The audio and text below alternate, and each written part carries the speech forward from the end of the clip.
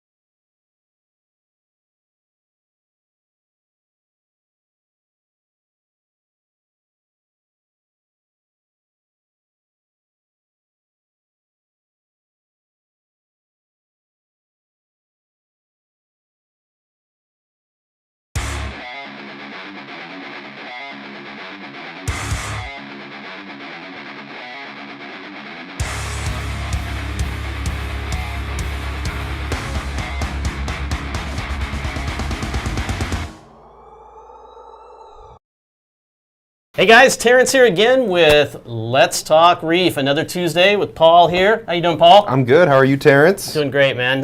We kind of psyched you guys out. We did a little something different on the run up there, so you guys all thought that we didn't have sound, but we did it on purpose this time. We were preparing. Yes. Okay. That's normally what we do. You know. I noticed that some of these really cool guys on the online thing, they do that sometimes, like right before they go online. Yeah. They like show the kind of the behind the scenes thing. So. And we're pretty hip. Yeah. So. At least we like to think so. But look at you in your CJ shirt today. It's so form-fitting. Yeah. Oh, don't mess with me. Poor Steve Berlin. So CJ, great partner. We love them out there, and they're doing stuff right now to go into NSI for the CJ pumps with IOTA. Mm-hmm. And so Steve Berlin, I don't know if Steve's on the stream yet or not, sent me out some T-shirts. And for those of you who don't know in the United States, T-shirts around the world are not the same. No. The sizing is not the same. The cut's not the same. Not the same.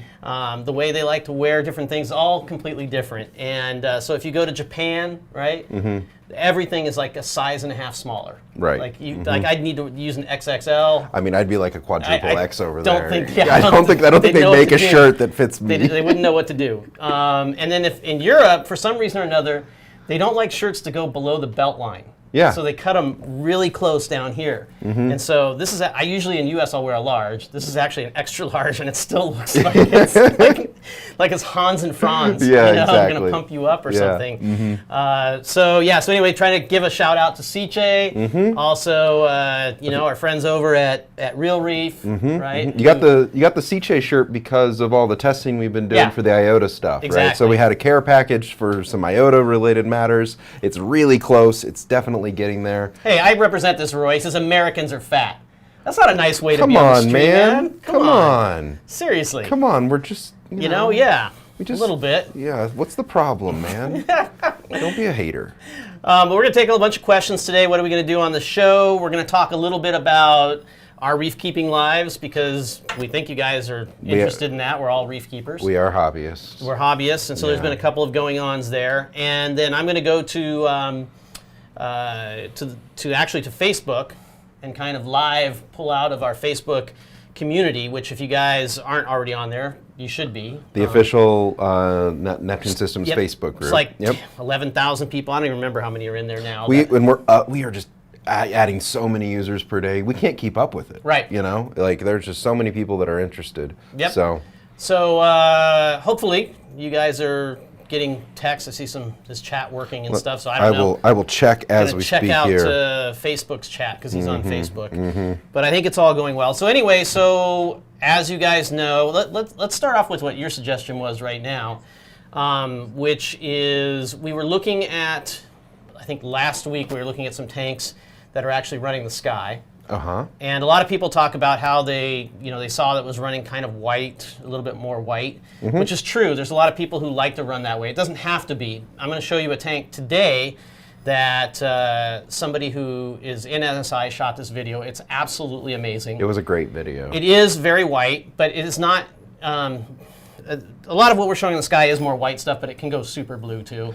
Yeah. Well, I mean, I think when you're taking video shots in general and picture shots, one thing that people typically overdo is they oversaturate the blue. Right. And you can get a lot of good color out of your corals and things like that. They won't have that neon fluorescence to them. Right. But if you know what you're looking for, you can tell that neon fluorescence is there. Yeah, and when you get a little bit more white into the picture too, when you're trying to shoot pictures or video, you also get a much wider color gamut because you'll see more oranges, you'll see more reds and whatnot. Yeah. So I just wanted to basically give the heads up before you see this video that this is the sky tuned really white, but it's so clean. The thing it reminded me of is being in Fiji and sticking your head underwater in Fiji and looking at this. And it's an incredible tank. It's only 12 gallons. It's a 12-gallon reef tank, if you can believe this. That's been going for 9-10 years now, too. Exactly. Yeah. I think he said he redid a bunch of stuff in 2017. It's Eric Schulist, who also did the Trident video for us, the intro video. So if you go look at the Trident and with all the 3D animation, he's the guy. Yeah, he's on. Look, he's on. Hey, Eric. Hey, Eric. How's it going? We're going to show you. We really like the video. The video is amazing. So without further ado, it's a 6-minute video. We're not going to show the whole thing. So we're going to just kind of show it right from the beginning and let it go. So without further ado, go ahead and put it on, Vincent, and leave it like that full screen for them. And we'll talk over the top of it, because if you can. I don't know if you can do that or not. Are you trying to run it live now? We kind of there we go. I love that angel. God, it's amazing. It's an amazing angel. And look at that. Look at that. Look at the colors. Look at that's a flame wrasse, right? That's how you say Cerberus Jordani. I can't even say one name. It's just Cerberus. Yeah. And then the orange, you can see. The orange that you get on that clownfish is just amazing. So this is out on YouTube, and Eric can share a link, obviously, here in the chat if you guys want to go check out the video. Some nice. It's a 6-minute long video, and he's shooting it, I don't know, maybe in half slow-mo or something like that. And it's definitely, I mean, this is what the ocean really looks like. I know not everybody's into this kind of color thing, but what's really cool is, with the sky, you can run the full gamut on this. And I can guarantee you that the light is way overpowering this tank, because it's. He runs very low intensity. I think and normally he runs a little bit more blue throughout the day, but for this video he white tuned it so it would shoot very well. Yes. So all along the way we'll be uncovering different people who are actually running the sky. So Eric is now the first outed. Yeah, he's like the first outed person, because he's done this incredible. Video about it. He knows he really can't say anything, so you can try to get whatever you want out of him, and he's not going to tell you. It's like Fight Club, like I told you before. Except who's in Fight Club now. Somebody. We know one of them, right? At least one of them. Yeah. And the flame wrasse looks great. Doesn't I know. it? That's because you get the oranges. As soon as you put too much blue in the tank, your yellows out of the yellow tangs are going to go away. The oranges are going to go away, etc. There's always a give and take there. They still get great fluorescence. Vincent, he pulls back a little bit later in the video. Can you Can you scroll forward a little bit? A little top down. Yeah. Yeah, it's really I think more towards the end. What kind of angel is that anyway? I don't even know. I think it's an interruptus. Bicolor? No? Is it an interruptus? No. No? What is it? What is it? Venustus? Yeah, I think that's it. There you go. Thank you, Stephen. Wow, look at that. Yeah. Pull to the end. Yeah, Yeah, let's yeah. do a scrub. There you go. There you go. There you go. Now you get an idea of how kind of narrow the tank is too, and long. 12 gallons. 12-gallon tank. So anyway, I just want to give you guys a peek to that, and there'll be more info coming. There's lots of people doing lots of cool things with it. Yeah, so there you go. All right. Pretty cool, huh? Yeah, that was we just played.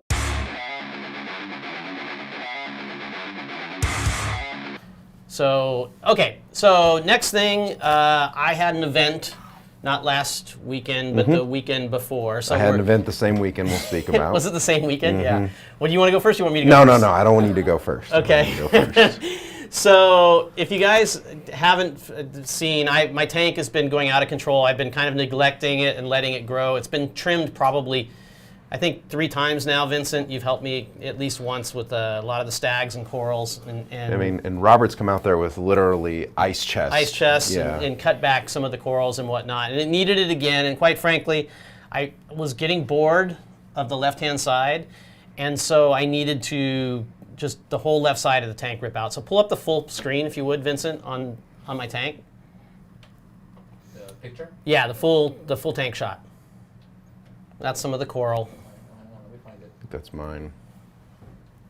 Yeah, that's yours. There. So that's a really white picture, right? That's like, yeah, super white, but it allows you to see everything really, really well.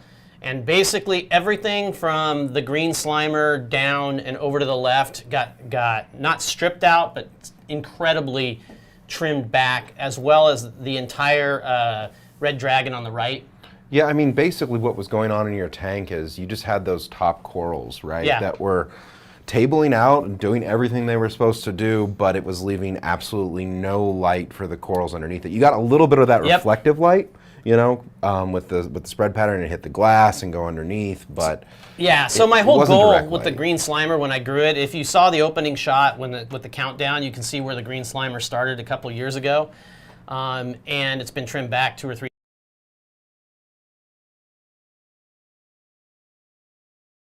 Exactly, and it had been trimmed also. Go back to the full tank shot for a sec.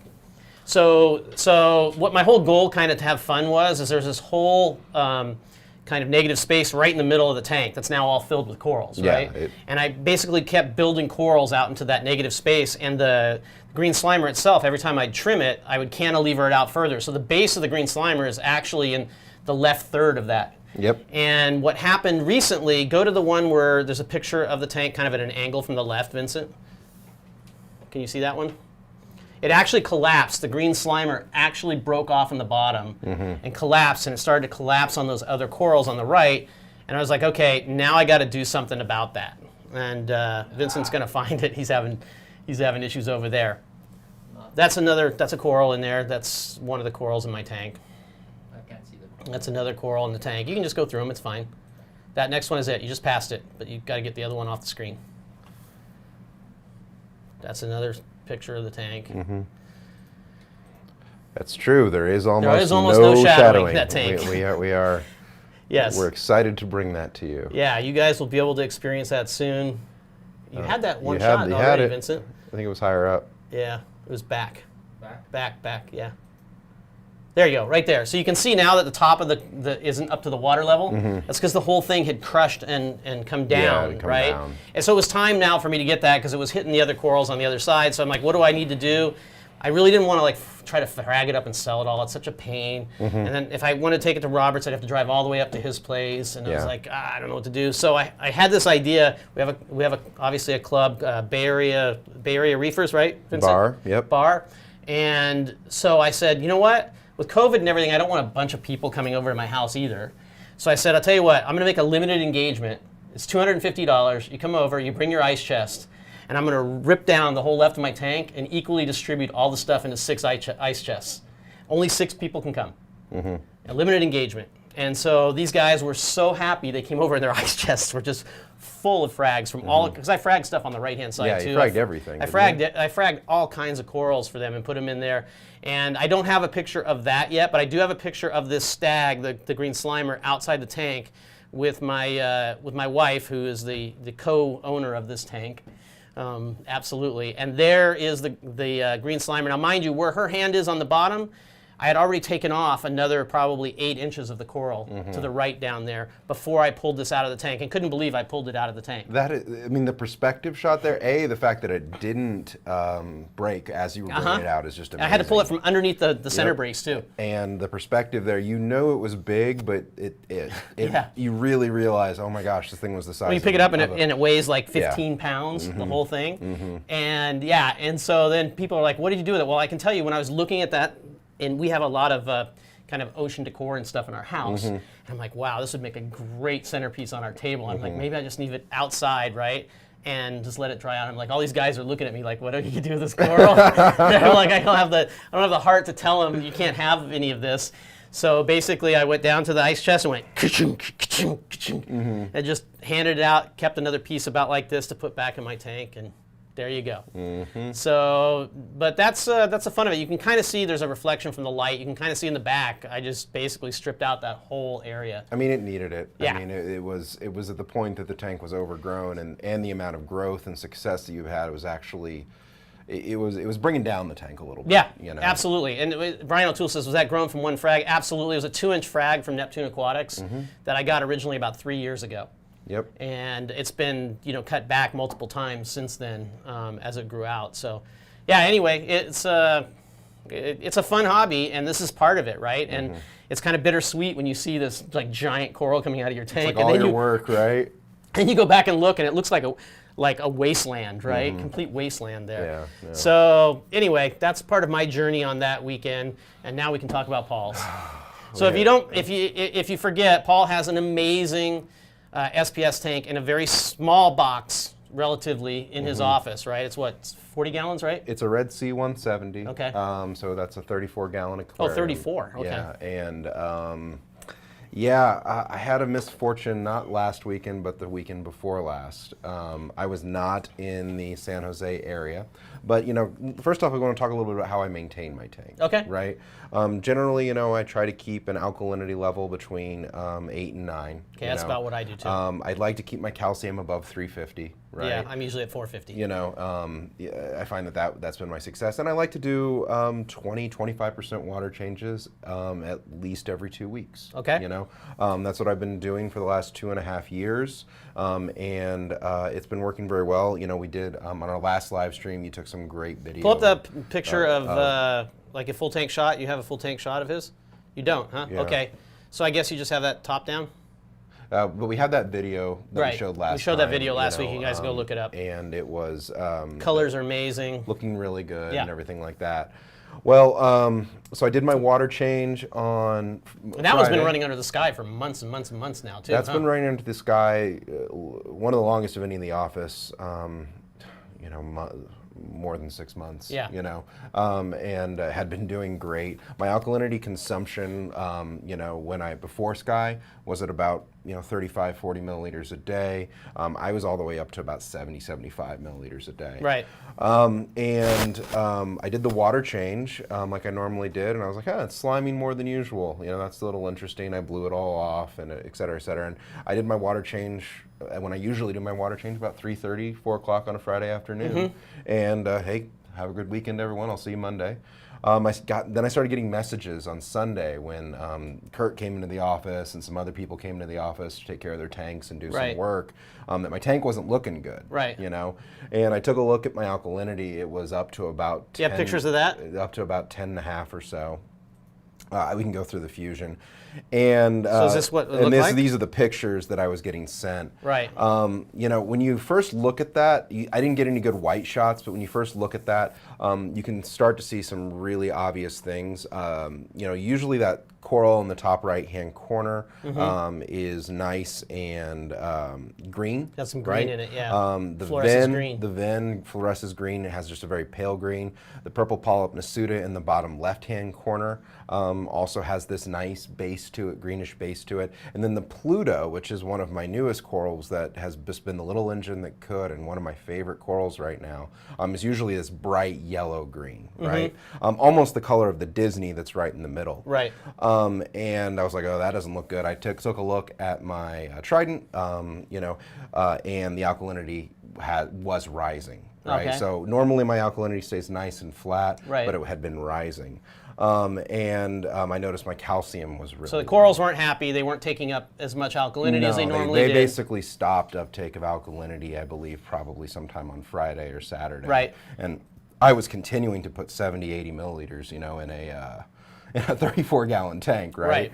And so as a result of that, basically, when I came in on Monday, all of the green pigmentation that isn't... I remember talking to him on Monday. He was really bummed. I was really morose. Really bummed. You know, all the green pigmentation essentially, it just not the green frog skin that you see right there in the middle, not the hydnophora that you see down there in the bottom left-hand corner, and none of the LPS suffered, right? Only SPS suffered, right? But all the things that had the fluorescences of green, right? That pigmentation left 100%, right? You know.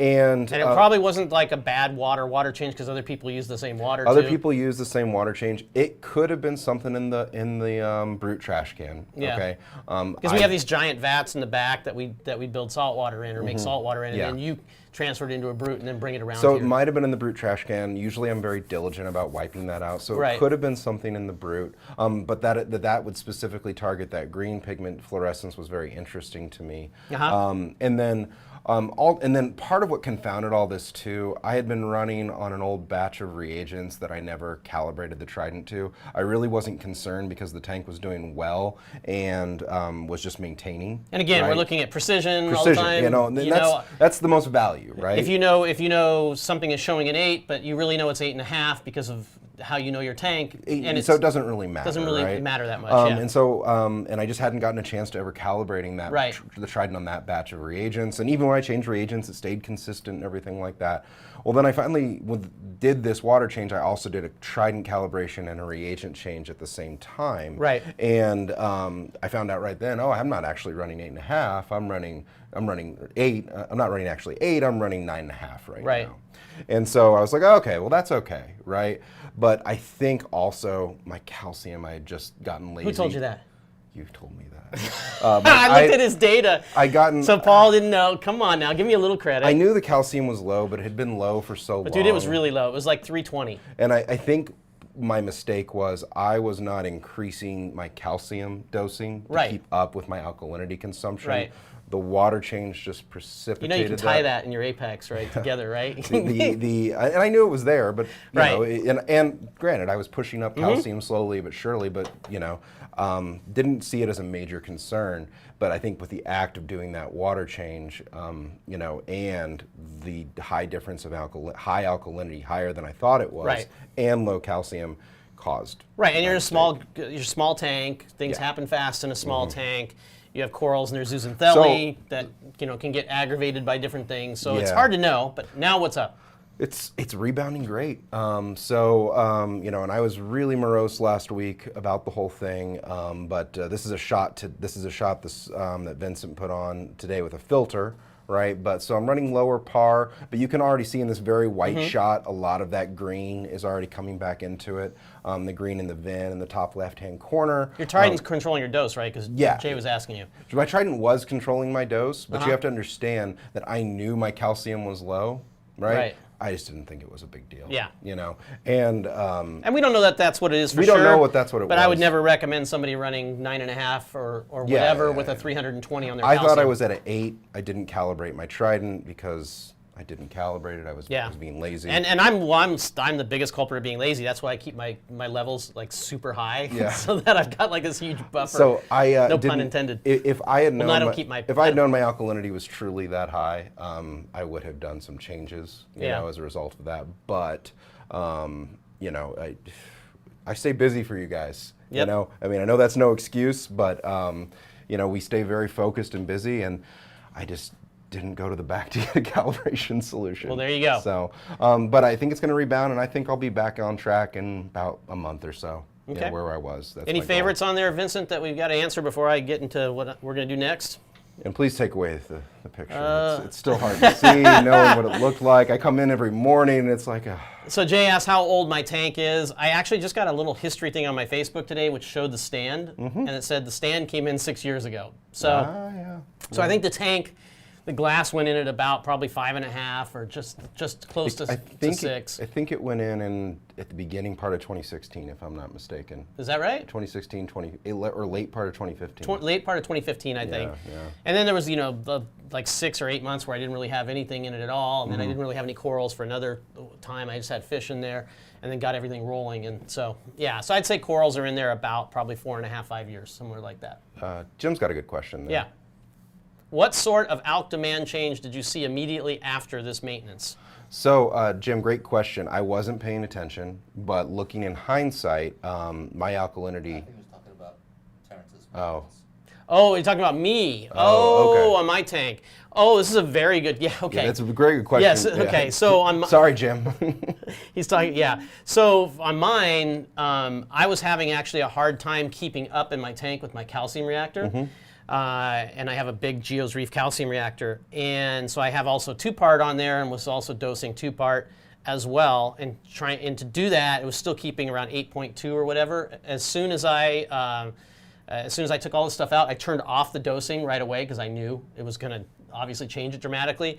And even then, my calcium reactor was way too much, and it just was going all the way up, and it was over like 9.3, and I'm like, okay, I just need to really dial back the calcium reactor, and I did. Yeah. Dialed the calcium reactor way back on the flow rate, not the pH level, and yeah, now it's hanging out right around 8.2, 8.4. Perfect. Yep. Perfect. Yep, for sure. All right, so let's see here. I'll tell you what I'm going to do. I'm going to go out because if you guys are out in the Facebook group at all, if you're not, you should be. There's tons of great questions always out there that other people often answer, so you can learn a lot of stuff that way. If you have a question on how to do something, there's tons of people out there. One of the biggest reasons to have products from Neptune Systems is the user base. It's thousands and thousands and thousands and thousands of people. Yep. So it's the other reason why when you go out there and you read something and there's a negative thing, it's like, well, yeah, because probably 10,000 people have that product. So there's no joke. Right. And you know, it makes it difficult to compare to Yes. other things out there. Absolutely. You know, not to say that other user bases aren't very large or anything like that, but to compare it to our user base size, It's there's 1 to 2 orders of magnitude on the most part compared to other products on the market in each of the different categories. Anyway, so let me find a couple of these here, and then I'll tell Vincent to kick it over, okay? Because I did find one good one up at the top. There's always questions about. got where'd so it go? many in there. I know. Oh, We have a get it. very active Trident troubles. Oh no! Yes. Okay. So we should now. Does it come up over Yeah, here? pop it up on the screen there, Vincent, now. My thing. There we go. Look at that. Oh, look at that. It worked. Oh. way to Trident go. troubles. Can anyone share how they got around the no water sample error message? I'm growing frustrated with support. Now taking me through troubleshooting steps. Any thoughts or advice would be greatly appreciated. Well, Chris, I'm sorry to hear you're having some trouble. First and foremost, you know, it's never the experience we want for anyone. Right. But generally, you know, why does no water sample happen? The most common reason is the Trident likely did not run for a period of, you know, more than 72 hours. Right. And when it does not run for a period of more than 72 hours, it always has water in all the lines. Right. All the reagent is in the lines, the water's in the lines, everything. And that normally is not a problem unless it were to sit idle for a period of time. Okay. So what can happen is when it sits idle, that salt water will start to crystallize. Well, what happens is the water evaporates out water of it, evaporates. and you end up getting salt crystals inside the line. Exactly. And then those salt crystals are then ultimately what prevent more water from being pulled in Right. to the trident. Or sometimes people can also have had the, they're doing maintenance, they pull the line out, right, when they're doing maintenance and forget about that, right? Yeah, so you pull the line out, or it gets clogged with particulate matter. Right. We find that that is less common because the intake for that sample line is so very small. Even having the suction or force to pull things in is not all that common. Now, if you run like a sewage center for your sump, that could be one thing, when you get an old water sample, those are the most common issues and reasons. So support is there to help you through that. Right. Okay. Well, first, before that, you do have a troubleshooting area too. Yeah, so you do have a troubleshooting area. If you don't know where it is too, the other day I needed to use it, and I just Googled Neptune Trident. It's neptunesystems.com/troubleshooting if you need to get there nice and easy. I just did Trident troubleshooting and Neptune then, Systems. So this form pulls up, and this form is interactive, and will take you through various Look, Jim's steps. out here helping. Look, he's like, read this.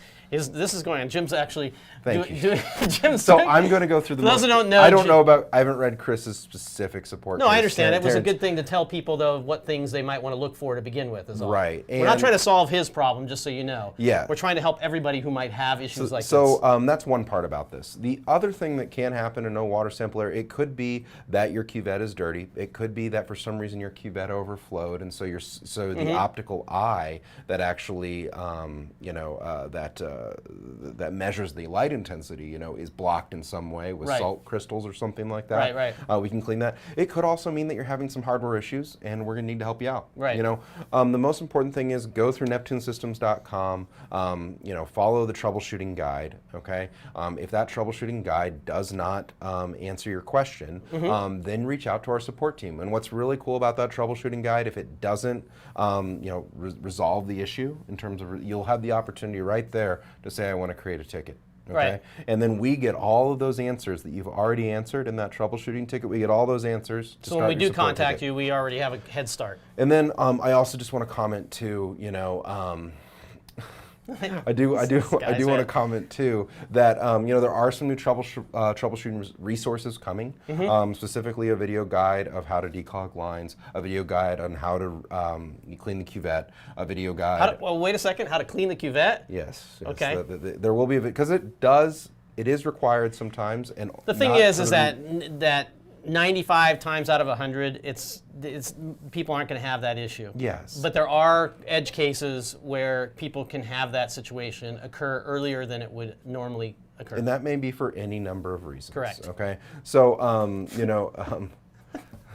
Sorry, it's just Derek is giving Paul a lot of problem because Derek did do how to clean the it was cuvette a good video. I would have done it a little differently, Right. but that's fine. It's Derek, not I a love problem. you. Let's take the Fine. next question. So, let's move on. anyways, it happens. Okay, I'm ready, Vincent. Pop up the next one.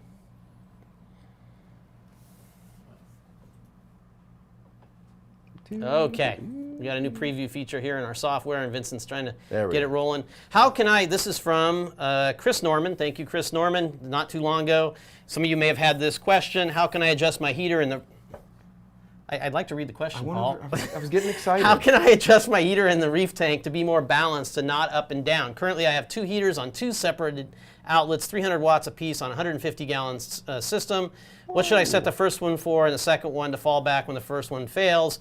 And this looked interesting to me because his temperature is vacillating between 75 and 79. So he's clearly got something else more detailed wrong. And what's interesting is that you can come in here, okay, because this is another person showing exactly. So you can get all kinds of help like this, right? Mm-hmm. Yeah, and this is why I like the forum. Yeah, it's a great resource. So looking at that graph there, okay, I don't know what his programming is. Right. But generally, it gives people a general answer for how they should probably, configure if they've got two 300-watt heaters and they want to, ladder them or what have you. Yeah, so we've covered this a number of times, I know, right? But it's a common question. Basically, you want to set those heaters to first have their own internal thermostat control. Right. Okay. So, you know, you and I, we use the Eheim Jaeger heaters, the glass heaters. Right. You know, we believe in them. We replace them every several years. Right. But, you know, we've always had great success with them. And, you know, I typically set that heater to 80 degrees. You know, so it will always essentially, when the Apex gives it power, it will always essentially request that power because my tank temperature is not that high. Right. Okay. Then I would set my first heater to be on at, let's say, 76 degrees and off at 76.5 degrees. Okay. Okay. Now on those really cold nights, that backup heater can come in and help out, right? Okay. And you can do that by setting the second heater to be on at, let's say, 75.7 degrees. Right. You know, so 0.3 degrees lower. Right. Right. Then so that's when the first heater doesn't catch up. So it's not quite doing enough. So it drops below the 76. Yep, and then it also turns off at 76.5. Right? Okay. So essentially, that first heater just can't start bringing it up, and the temperature is continuing to fall. That second heater is there and ready to go, Right. and then pulls it up the rest of the way. Now that image there, where he had a 4-degree shift in a day, that tells me that he may have the outlet to be kind of always, you know, maybe on at 80 degrees. Well, so there's a couple things. I'm going to give you my assessment. Yeah. Okay. Number one assessment I'm going to say is it's possible that he actually turned the outlet to on, and this is happening because The internal heater's heater's that's what I was gonna thermostat say. is actually doing it because they often have a 2 degrees even, plus or minus 2 degrees, right? The second thing that might have happened is he tried to, you know, do his own kind of configuration instead of using the task. Yep. To set it up, and you know, might have, you know, not exactly got that set up correctly. Anyway, I just wanted to cover that one, and let's see if I find another one here while we're looking. Okay, my dose. Here we go. Pull this one up. So my dose is set up for manual water changes. Okay, this is actually a task that you can do this with to do manual water changes. And he says, I want to switch it to automatic water changes. How do I go about deleting the manual water change info and converting it to auto water change only? Now, the question I'm going to ask you is, can I just run the auto water change task and it's going to change all of that, that configuration for me? Yeah, just all you got to do is go to the task in Neptune in Apex Fusion. The task icon is a little clipboard. Right. Type in the word water change, and you'll have a manual water change option, and you will have the automatic water change option. Just rerun the task using the automatic water change. There will have been 2 virtual outlets created as a result of you running that manual water change. They won't have any effect anymore because you're not actually referencing them. Right. Okay. Now it's very easy to delete virtual outlets if you didn't, you know, want those in your setup or configuration anymore. You go to your outlet configuration. You select the delete column, and then you just select those 2 outlets to delete. So those virtual outlets, will they be on my dashboard automatically? I forget if I do a manual water change thing. I still have to drag them down? Yeah, if you wanted to see those for some reason or another, when you set up the manual water change, there would be no purpose for that. But you could, those could be in your unused tile bin. You could drag those down if you so wanted. Okay. Let's see here. I know there was a few others here too that were really Vincent's good. been also hitting a bunch of ones on Yeah, here for pull us. it up, favorites. Let's see what we have here. Oh, these are the favorites? How do I get my alarm to stop going off every hour with no real alarm? He probably does have an alarm, right? He probably is. What he's getting is a set off statement, would be my guess. Okay. Okay. And in a set off statement, if you're getting that alarm, it means that something is very close to the threshold of an alert. Okay. So let's say, for example, you had an alarm set up to go when your tank got above 80 degrees. Okay. Okay. And let's say your temperature is typically at 79.9 degrees. Okay. Okay. That moment it goes to 80.1 degrees. The alarm process has started. Right. Okay. Once the alarm process has started, we are sending you an alert. Right. Okay. It's going to happen. Right. But what happens right after that process starts, then it falls back down below the alert threshold. So then the Apex says, okay, what's true? Why am I sending an alarm? Well, nothing's true anymore. The only thing that's actually true is the statement at the top of the email alarm that says set off. Okay. So you get this alert now, right? Okay. That just says set off. Okay. Essentially, Well, how do you get rid of that? So the way you get rid of that, you have to look to see where your alarm thresholds are. Well, is this going to happen if I if I use the built-in alarms that are built into, let's say, temperature or pH or what have you, where I just go in through the menus and set them up, Yes, right? Will it still happen with those? Yeah, it would happen with those too. Really? Right? Okay. And so if you are very close to the Those don't have like a threshold- built-in defer or anything They in them? do, right? But it doesn't matter. As soon as that, so let's say they have a defer of 30 seconds in there, okay? And let's say it's above that alarm state for 30 seconds. But then by the time the alarm is getting ready to be sent, which is a relatively small period, it could not be true anymore. Okay. Okay. If you need help finding out how to do that, the best way to look at is to go to your graphs. I can show you right now. if Yeah, you'd like. show whatever. That's what we're here Vincent, for, can we man. go- So we can go to our graphs, okay? Okay. And let's just look. In this case, we'll just look at temperature. Okay. Then you see here. Here's my temperature. Oh, it's so stable. And then you can just go here to this little I button here and say, what are my alarm limits? Okay. I'm nowhere near the alarm limits, right? My alarm limit's 82 and I believe 75. Okay. So that's when I would get alerts on this, right? But if you saw, for example, that this temperature graph was right near that alarm max statement, well, then you found out right away what is causing that issue, right? So you would look at some of your different inputs to see what could be creating that alarm, and then you just open up the bounds a little bit more. So if, let's say your alarm was at 80 and your temperature is typically at 79.9, maybe set that alarm to 82. you Okay. know? Okay, well, that's a great way to look at it for sure, to know whether or not you're often way too close to the to your limits, no doubt. All right, I just got an instant message from Richard Ross. We'll send another. Who knows what's in it? You never know with Rich. Yeah, I don't know what's there. Got to be careful. Yeah, don't fire this up yet, okay, Vincent? Let's see here. We'll find another good one. I think that's.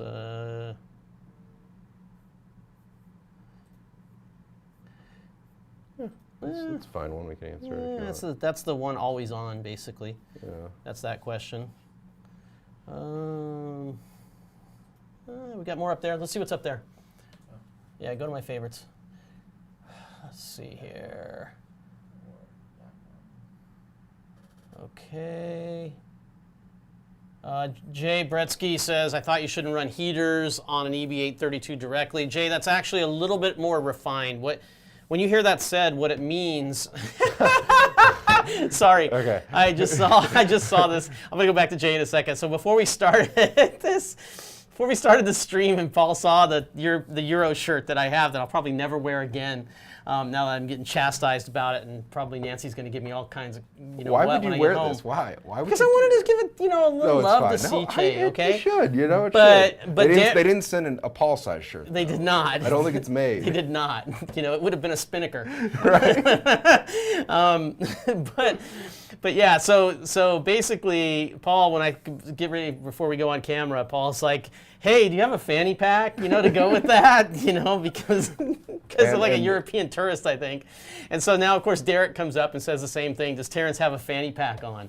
And no, it's not a fanny pack. It's actually what he's seeing, okay, is the whale. It's the Seachay whale. It's the Seachay whale. It's not a fanny pack. But it's funny that you asked, because the whale. Because it looks like it might be a fanny pack right there. But Paul did ask if I had one. Now go back to Jay. So I can get that. We're having a good time today, so that's fine. I hope people appreciate it. We can't be serious all the time. You lost it. The question was, I thought you weren't supposed to plug. Oh, the heaters. This is the heater question we get all the time, right? So there's a nuance there, right? So what you want when you're using an Apex, right, is you're having an Apex a lot of times so you can have redundancy. And so when it comes to heaters, if you use just a heating element, like you can buy a heating element from BRS and plug that into the Apex and let the Apex be your thermostat, well, then you effectively only have one thermostat. Yes. And the Apex itself, obviously, it's a piece of electronics, right? It can fail, or maybe your kid plays with your iPad and turns it from auto to on, right? It's hard to say. So what you want is you want a heater, obviously, that has its own thermostat. And the Jaegers, which are the Eheims, right? Those heaters have their own thermostat. They're a bimetal thermostat, the little dial thing like this. Yep. And by the way, for those that you want to know, when you use them as a backup, they don't generally fail like you normally know them failing, because that bimetal thermostat is not being moved all the time. It's always closed, right? Exactly. So there you go.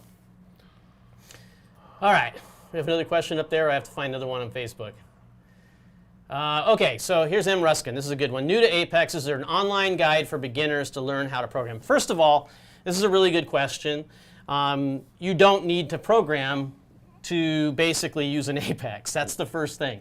You don't have to. First of all, it comes pre-configured with settings. Paul and I did it here on a video you can go watch from about, I don't know, 3 months ago, maybe 5, 6 months ago. We did it in 15 minutes. Yeah, 15 minutes. We set one up. We connected it live, to Wi-Fi live. We set up all heaters of the programmed, outlets, all of everything that. done.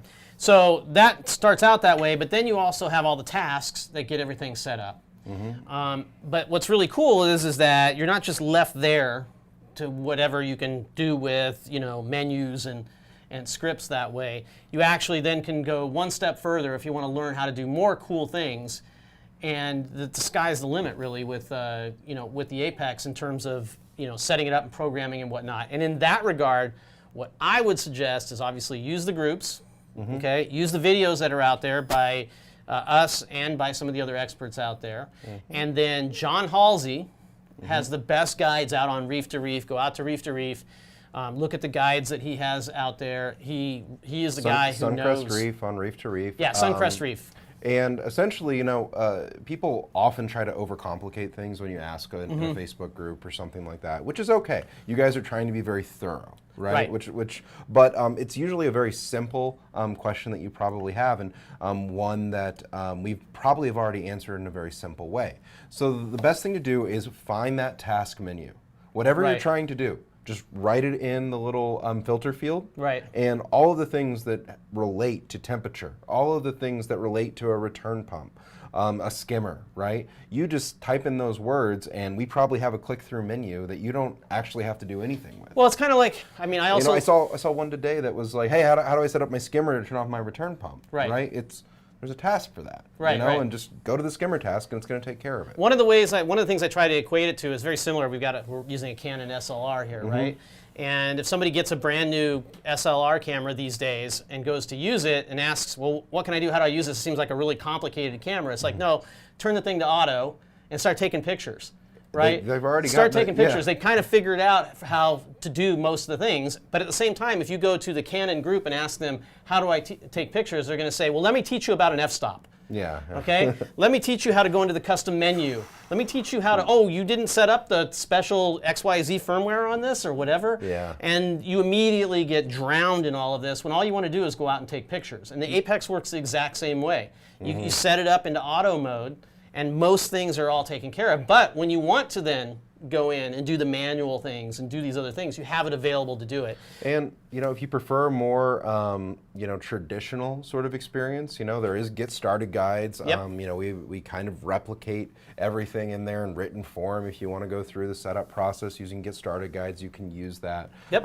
But likely now with the task, once you get it connected to Wi-Fi and the iOS and the Android experience, for all of you people that haven't set up an Apex in the last 8 months or so, yeah. right? I wouldn't say go set up an Apex again, right? But the experience from when you set it up in 2017, 2018 is now entirely different using an Android Absolutely. or an iOS phone.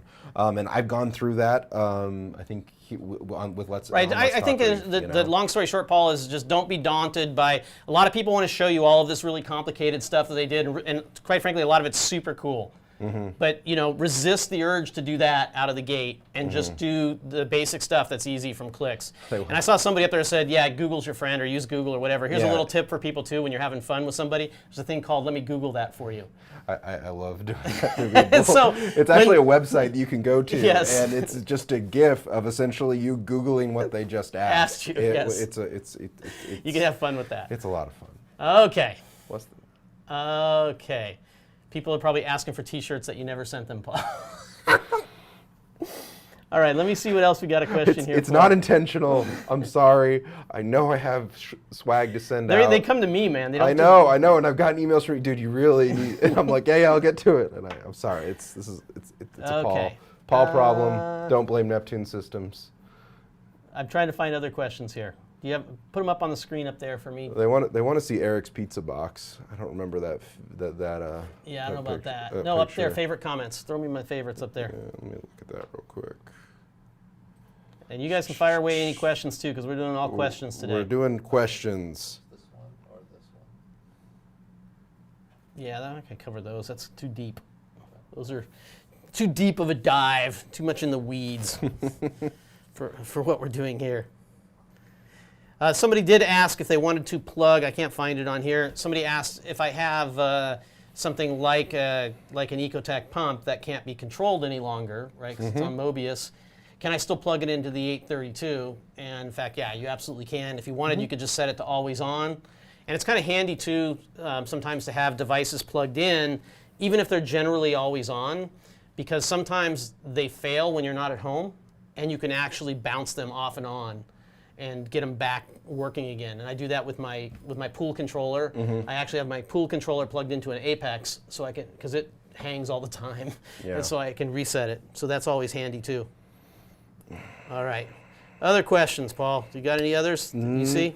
No, not so much. We're going to run this one closed early today. We only got 13 minutes until we close out. Maybe we close it early. Seeing if I'm going to show you a picture. Oh, here's a good one. Okay, put it on the screen. Put it on the screen. Put it on the screen. Oh, sorry. Oh, the pizza box picture. Yeah, that's pretty good. That's not the one. Where are you? There we go. That's weird. It says, I just purchased my first Apex secondhand, and 2 of the probes had caps on them and dried out. Everywhere I had seen, these need to stay wet. Will these 2 be the only ones I need to replace for not staying wet? Before I let Paul answer that, I'll first say that, first thing you need to know really on this would be how old are the probes really and how long were they stored, because that's probably going to be an important piece of information. Secondly, if there's any kind of moisture at all inside them is important to know. And then Paul, what do you do if this happens just to see if they could still work? Well, once you pay your subscription fee to Apex Fusion, because your second, Yeah. No, I'm kidding. Yes. I'm kidding. So there is a thread on the forum that I just bought an Apex secondhand. It's curated by Russ. Oh, really? So Russ is Forum.neptunesystems.com. There's a forum post on there that's I purchased secondhand Apex. How do I make it my own? Okay. Right. And there's some processes that you have to go through. You don't need us to be involved in that process. Okay?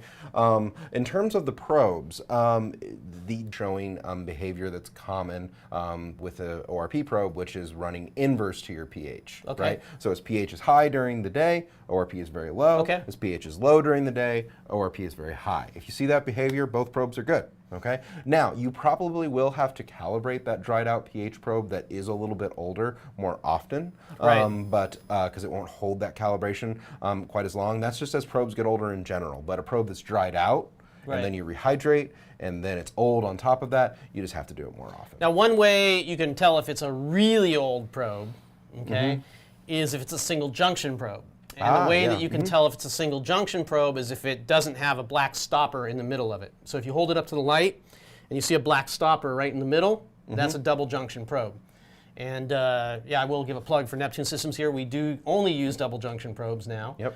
A lot of people get sold single junction probes, and we've and gone they in get- what the and they difference get is. told that they're very quality probes and Yes. things like that. We have found in our experience that when we shifted from single junction to double junction, right, people had to calibrate less often, and and we compare oftentimes our double junction probes just in house here to a $1,000 pH meter we have with a $600 probe. And when's the last time you calibrated this probe? I'd be like maybe 8 months ago.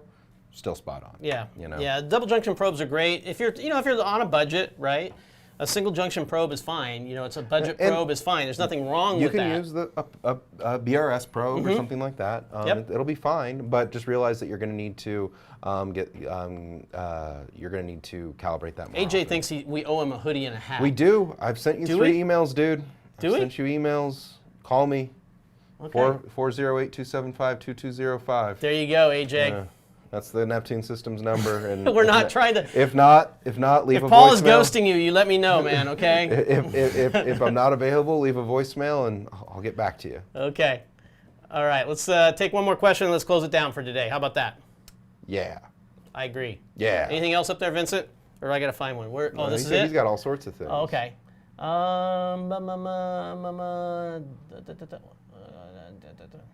Okay, so Reef automation, right? So Derek says also best practices for flow sensors. Mine all of a sudden just show 0. So here's the deal, okay, with flow sensors. All right, there's many different ways to do a flow sensor, okay, that you can go buy. Monitoring equipment that's used for industrial purposes has industrial price tags associated with it, right?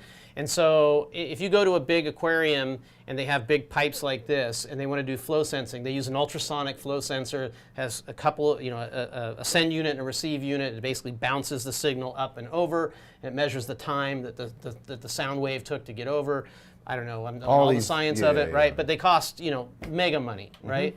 You can get the same kind of thing out there for smaller pipes as well, but they still, even for a small 3/4 inch pipe, might cost you $150, $250, right? Yep. Anything that you want to use on a 1 inch or 1.5 or 2 inch pipe will cost you hundreds of dollars.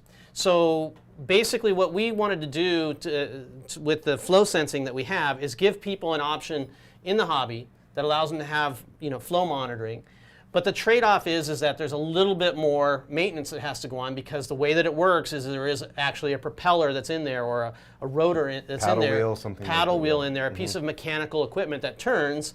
And even as new as you might think your tank is, there are a lot of animals that live inside your pipes. Right, so there's calcification, there's detritus that happens in there, so... Mostly animals. Yes. It's mostly animals, and you can't even believe, they don't even go in there as adults.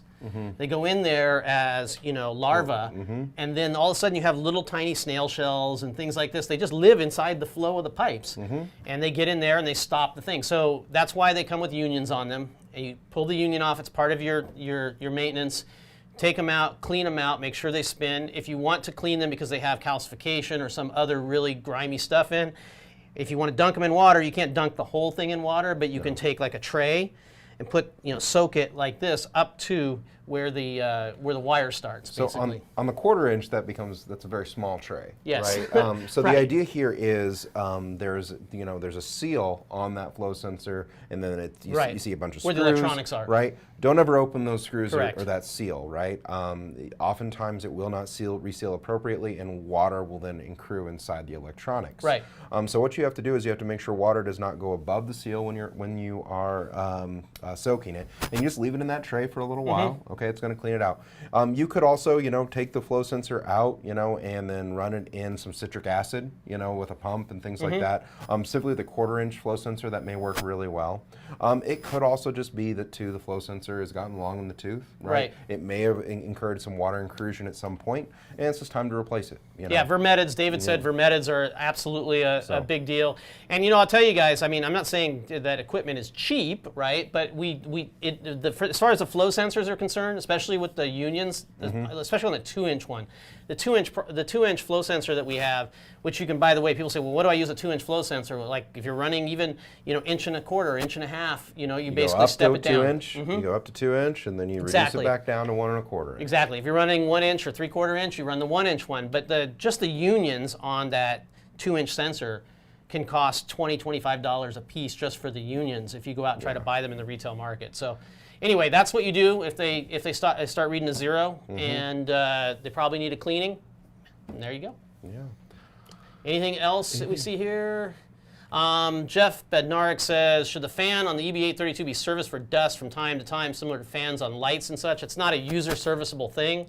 I would say that you should, have your equipment in an area that shouldn't get that much dust on it. You can certainly take, an air can, blow stuff out if it's, like that. I wouldn't use a high pressure on the fan blade or anything like that. It is a good advice to remind people that the 832 is designed to run in a particular orientation, and it's designed to run so it can get airflow into that fan. So it's not designed to run up or down. It's designed to run just the way you see it on there, because it's got built-in drip loops on the side. That's why it's at an angle like that. It's all designed to run that way. I know not everybody does that. Sometimes it doesn't fit that way, Terrence. It doesn't, but I can tell you, do not run it up with all the cables facing up, because it basically would be a bowl waiting for water to sit in there. And also, I mean, running with the fan up too. I mean, water can just flow right into those graves, Mm-hmm. right? So, you know, a lot of care was designed. It is an EB832 that is designed to run around saltwater aquariums. Yep. It's approved to run around saltwater aquariums, and if you run it in the right way, you'll have that Yeah, experience. absolutely. Yeah, no doubt. All right, I think we're going to close it down. Booyah. I think this is a good show. I hope you guys Yeah. enjoyed it. This is I like doing these question and answers sometimes where we're kind of free flow Yeah. and things like that. Absolutely. You know? We're going to have a, hopefully, not yet even discussed new product announcement. Maybe before the next Let's Talk Reef. So the next time you see Paul and I together, It could be a product announcement. yes, Could be. yes. Well, know, on a it might super- already be announced. We're going to be talking about it more Yeah. on Let's Talk Reef. Well, we'll talk more about Let's Talk Reef, but then we'll maybe have a special event. That's what I'm saying. We're gonna I have don't know. special event. I don't know. You guys are going to have to stay tuned. You know, make sure that you subscribe to the YouTube channel, subscribe to everything, because there's some good news coming. We got a lot of stuff going on here at Neptune Systems, and the sky is just part of it. Steve. Steve. All Yeah. right. I'm just here to see the shirt model, Steve says. Yeah. Yeah, I'm wearing the Euro shirt, Steve. Okay? We got to talk about getting the U.S. to make your shirts, buddy. I love them. You know, I'm not looking to gift fish shirt in the mouth, I guess, but Fish shirt in the mouth. All right. On that. we're going to leave. Yes. Thank you, guys. We'll see you in a couple of weeks or sooner. And until then, enjoy your fish. Thank you.